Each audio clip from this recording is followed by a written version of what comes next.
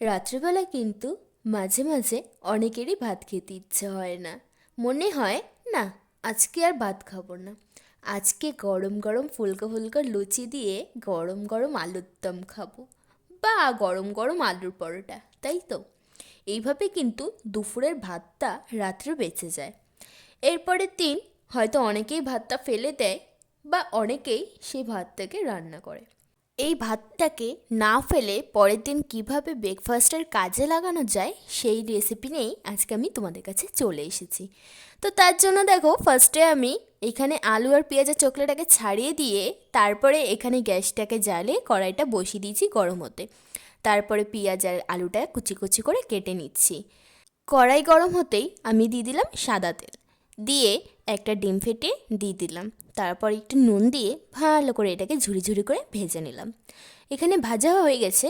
এখন আমি আর একটু তেল দিয়ে দিয়ে দিব সেই কুচি কুচি করে কেটে রাখা আলু আর পেঁয়াজটাকে। তারপরে এখানে দিয়ে দিলাম স্বাদ মতো নুন। নুনটা দেওয়া হয়ে গেলে আমি দিয়ে দেব কুচি কুচি করে কেটে রাখা লঙ্কা, দিয়ে একটু ভালো করে নাড়িয়ে চাড়িয়ে নেব।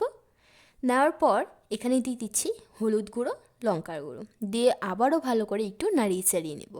তারপরে আমি এখানে দিয়ে দিলাম ভেজে রাখা সেই ডিমের ঝুড়িটাকে।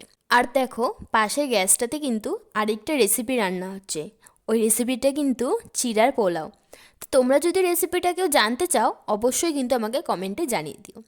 তো এখানে আমি ভাতটাকে দিয়ে দিচ্ছি কড়াইয়ের মধ্যে। আর ভাতটা কিন্তু আগের দিনের ভাত ছিল। এখন ভাতটাকে আমি একবার ধুয়ে তারপরে একটু জলটা ভালো করে চিপে নিয়ে কড়াই দিয়ে দিয়েছি। তারপর দিয়ে দিলাম একটু নুন, যেহেতু একটু জল জল ছিল সেই জন্য একটু নুনটা তো প্রয়োজনই। তারপর এটাকে আঁচটা বাড়িয়ে দিয়ে ভালো করে কিন্তু নাড়িয়ে চাড়িয়ে নিলাম।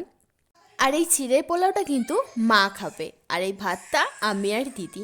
তো আর কি, এটা তোমরা গরম গরম প্লেটে সার্ভ করলেই তৈরি হয়ে গেল গরম গরম ভাত ভাজা। খেতে কিন্তু অসাধারণ হয়েছিল।